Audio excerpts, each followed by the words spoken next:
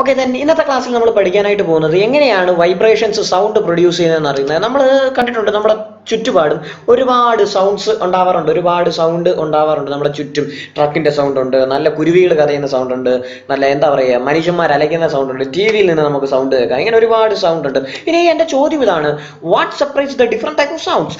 എന്താണ് ഈ സൗണ്ടുകളെ തമ്മിൽ എന്താ വ്യത്യാസപ്പെടുത്തുന്നത്? കുയിലിന്റെ സൗണ്ട് പോലെ അല്ല മനുഷ്യൻ സൗണ്ട് ഉണ്ടാക്കുന്നത്, മനുഷ്യൻ സൗണ്ട് ഉണ്ടാക്കുന്നത് പോലെ അല്ല ടി വിന്ന് സൗണ്ട് വരുന്നത്. എൻറ്റയർലി ഡിഫറെന്റ് ആണ് ഈ ട്രക്കിന്റെ അതുപോലെ തന്നെ ബസ്സസിന്റെ വെഹിക്കിൾസിന്റെ ഒക്കെ എഞ്ചിനിൽ നിന്ന് പ്രൊഡ്യൂസ് ചെയ്യുന്ന സൗണ്ട്. അപ്പൊ നമ്മൾ ഇന്ന് പഠിക്കാനായിട്ട് പോകുന്നു അല്ലെങ്കിൽ കാണാനായിട്ട് പോകുന്നു, what makes the sound different? എന്താണ് ഈ സൗണ്ടിനെ ഡിഫറെന്റ് ചെയ്ത് കാണുന്നത് എന്നാണ്.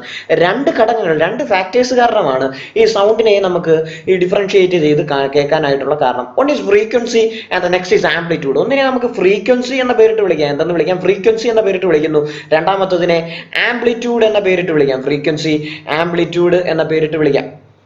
ഇനി എന്താണ് ഈ രണ്ട് ടേംസും മീൻ ചെയ്യുന്നത്? What is a frequency and what is amplitude? എന്താണ് ഫ്രീക്വൻസി, എന്താണ് ആംപ്ലിറ്റ്യൂഡ് എന്നാണ് പറയാനായിട്ട് പോകുന്നത്. ഫ്രീക്വൻസി എന്തിനെ ഡിപ്പെൻഡ് ചെയ്യുന്നു എന്ന് ചോദിച്ചാൽ, frequency determines the pitch of the sound. Frequency എന്തിനെ ഡിറ്റർമൈൻ ചെയ്തെന്ന് അറിയോ?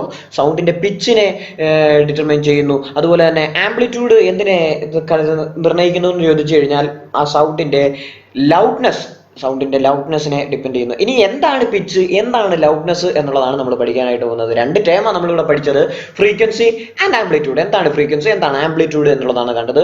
ഫ്രീക്വൻസി എന്തിനെ ഡിപ്പെൻഡ് ചെയ്യുന്നു എന്ന് ചോദിച്ചാൽ, frequency determines the pitch of the sound. സൗണ്ടിന്റെ പിച്ചിനെയാണ് ഫ്രീക്വൻസി ഡിപ്പെൻഡ് ചെയ്യുന്നത് എങ്കിൽ amplitude depends the loudness of the sound. Amplitude എന്തിനെ നിർണ്ണയിക്കുന്നു? സൗണ്ടിന്റെ ലൗഡ്നെസ്സിനെ, ഒച്ചയെ നിർണ്ണയിക്കുന്നു. ഇനി എന്താണ് ഫ്രീക്വൻസി എന്നുള്ളതിന്റെ ഒരു ടെക്നിക്കൽ ടേം അല്ലെങ്കിൽ ടെക്നിക്കൽ ഡെഫിനിഷൻ നമുക്കൊന്ന് കണ്ടുനോക്കാം. The number of times the same thing happens in a given time period. അതായത് ഒരു നിശ്ചിത സമയത്തിനുള്ളിൽ ഒരു കാര്യം തന്നെ ആവർത്തിച്ച് നടക്കുന്നുണ്ട് എങ്കിൽ ദാറ്റ് ഈസ് കോൾഡ്, ആ പ്രതിഭാസത്തെയാണ് നമ്മൾ ഫ്രീക്വൻസി എന്ന പേരിട്ട് വിളിക്കുക. The number of times the same thing happening in A given time period. അതായത് ഒരു ടൈം പീരീഡ് നിശ്ചയിച്ചിരിക്കുന്ന സമയത്തിനുള്ളിൽ എവറി 5 മിനിറ്റ് കഴിയുമ്പോൾ നമുക്ക് ബസ് സ്റ്റോപ്പിൽ നിൽക്കുമ്പോൾ നമ്മുടെ കൂട്ടുകാർ പറയും അല്ലേ, ഓരോ 5 മിനിറ്റ് ഇടവിട്ട് എന്തുണ്ട്, ബസ്സുണ്ട്. That means the bus is repeating after each and every 5 minutes. ഓരോ 5 മിനിറ്റ് കൂടുന്തോറും ബസ്സുകൾ ഇങ്ങനെ സ്റ്റോപ്പിൽ ഇങ്ങനെ വന്നുകൊണ്ടേ ഇരിക്കുകയാണ്. That means it is repeating in a fixed interval of time. That is called frequency. അതിനെയാണ് ഫ്രീക്വൻസി എന്ന പേരിട്ട് വിളിക്കുക. ഒരു ഗിവൺ ടൈം പീരീഡിൽ ഒരു സാധനം തന്നെ എന്താ ആവർത്തിച്ച് നടക്കുന്നുണ്ടെങ്കിൽ അതിനെ നമുക്ക് ഫ്രീക്വൻസി എന്ന പേരിട്ട് വിളിക്കാം. നമുക്ക് എന്തൊരു പേരിട്ട് വിളിക്കാം? ഫ്രീക്വൻസി എന്ന പേരിട്ട് വിളിക്കാം. ഒരു ടൈം പീരീഡിൽ ഇങ്ങനത്തുള്ള കാര്യങ്ങൾ ഇങ്ങനെ ആവർത്തിച്ച് നടക്കുന്നുണ്ടെങ്കിൽ അതിനെ ഫ്രീക്വൻസി എന്ന് വിളിക്കാം. എന്താ നോക്കിയേ, നമ്മൾ പഠിച്ചിട്ടുള്ള ഫ്രീക്വൻസി വെച്ചിട്ടാണെങ്കിൽ ഒരു മീൻ പൊസിഷനിൽ നിന്ന് പഠിച്ചിട്ടുണ്ട്, ഓസിലേഷൻ പഠിച്ചിട്ടുണ്ടല്ലേ. ഒരു മെയിൻ പൊസിഷനിൽ നിന്ന് ഒരു സാധനം മൂവ് ചെയ്ത് പിന്നെയും ബാക്കിലോട്ടും ഫ്രണ്ടിലോട്ടും മൂവ് ചെയ്ത് അതിന്റെ മെയിൻ പൊസിഷനിലേക്ക് തിരിച്ചു വരുന്നതിനെ നമ്മൾ ഓൺ വൈബ്രേഷൻ അല്ലെങ്കിൽ ഓൺ ഓസിലേഷൻ എന്നൊക്കെ വിളിച്ചുകൊണ്ടിരുന്നു അല്ലേ.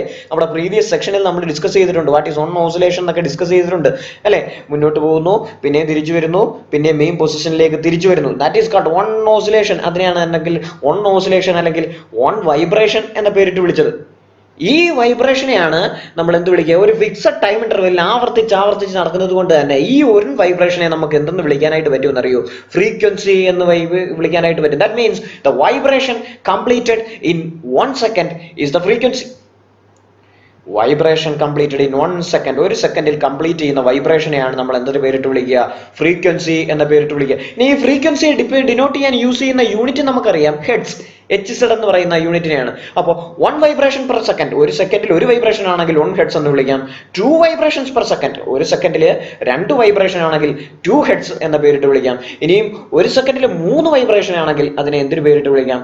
3 ഹെഡ്സ് എന്ന പേരിട്ട് വിളിക്കാം. ഇതാണ് ഫ്രീക്വൻസി. ഇതിനെയാണ് നമ്മൾ എന്തൊരു പേരിട്ട് വിളിക്കുക? Frequency.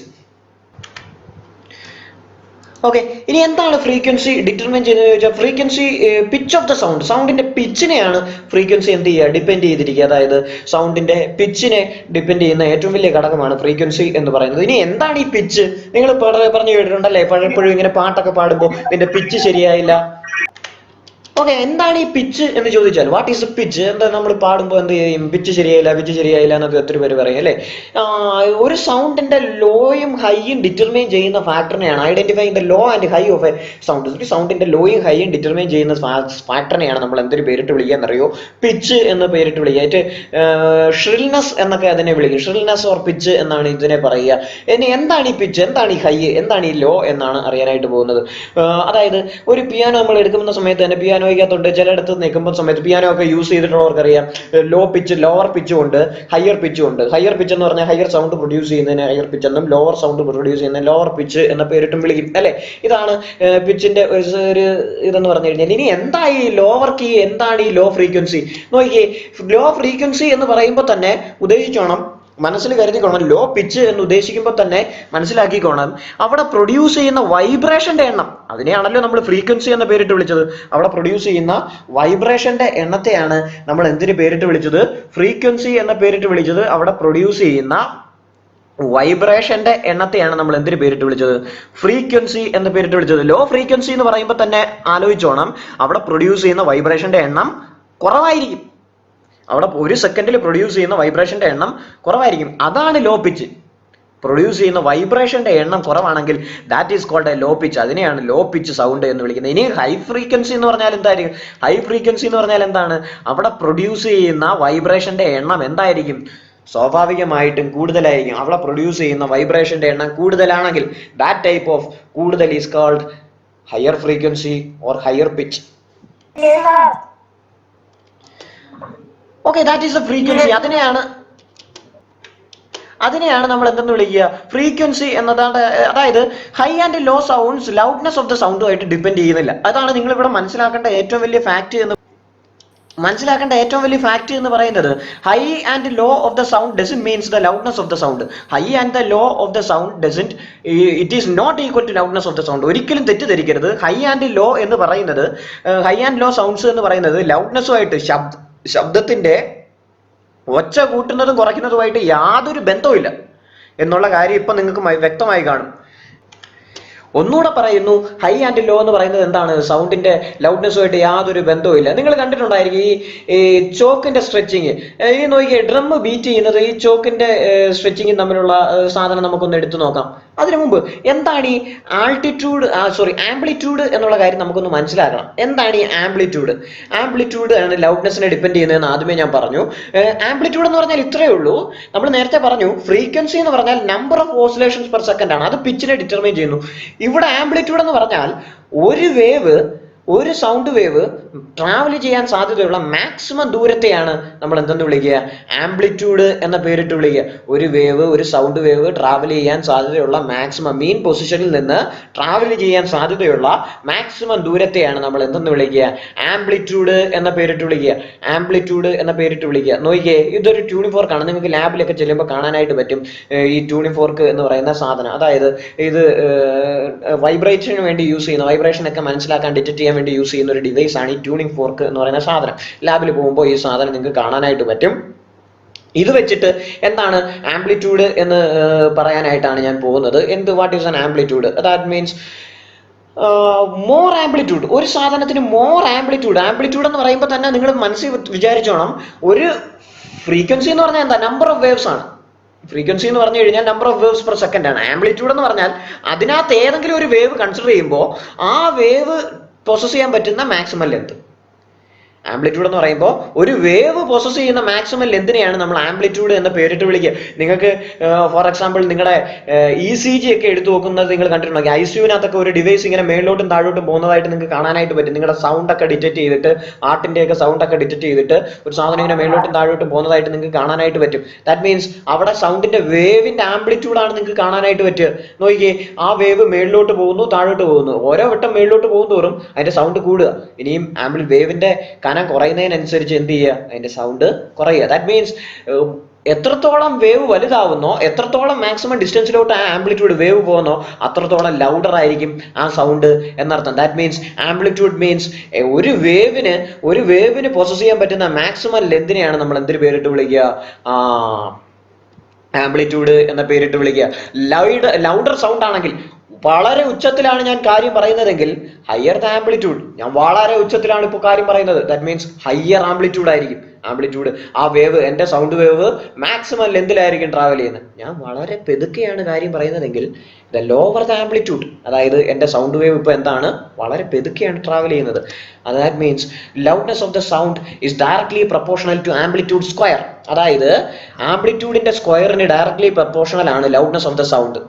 ആംപ്ലിറ്റ്യൂഡിന്റെ loudness of the sound ഇപ്പോൾ 2x ആണ് ആംപ്ലിറ്റ്യൂഡ് എങ്കിൽ 4x ആയിരിക്കും ലൗഡ്നെസ്. 3x ആണ് ആംപ്ലിറ്റ്യൂഡ് എങ്കിൽ 9x ആയിരിക്കും, അതായത് 3യുടെ സ്ക്വയർ ആയ 9x ആയിരിക്കും ലൗഡ്നെസ്.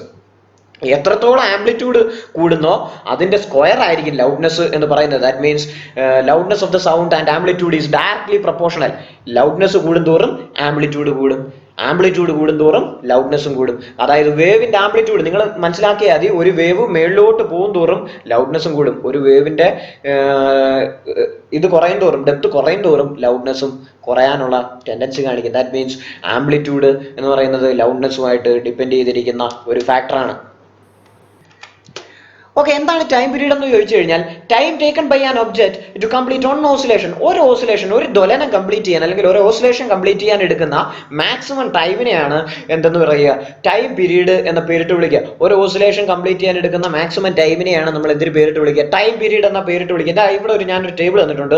1 ഓസിലേഷൻ 1 മില്ലി സെക്കൻഡ് എടുത്തെങ്കിൽ അതിന്റെ ടൈം പീരീഡ് എത്രയാണ്, 1 മില്ലി സെക്കൻഡ് ആണ്. ഇനി ഒരു ഓസിലേഷന് 10 മില്ലി സെക്കൻഡ് ആണ് എടുക്കുന്നതെങ്കിൽ അതിന്റെ ടൈം പീരീഡ് എന്ന് പറഞ്ഞു കഴിഞ്ഞാൽ എന്താണ്, 10 മില്ലി സെക്കൻഡ്സ് ആണ്. അപ്പൊ നമ്മൾ ഇന്ന് പഠിച്ച 3 ടേംസ് ആണ്. What is frequency? ഫ്രീക്വൻസി എന്താണെന്ന് പറഞ്ഞു, number of vibrations per second.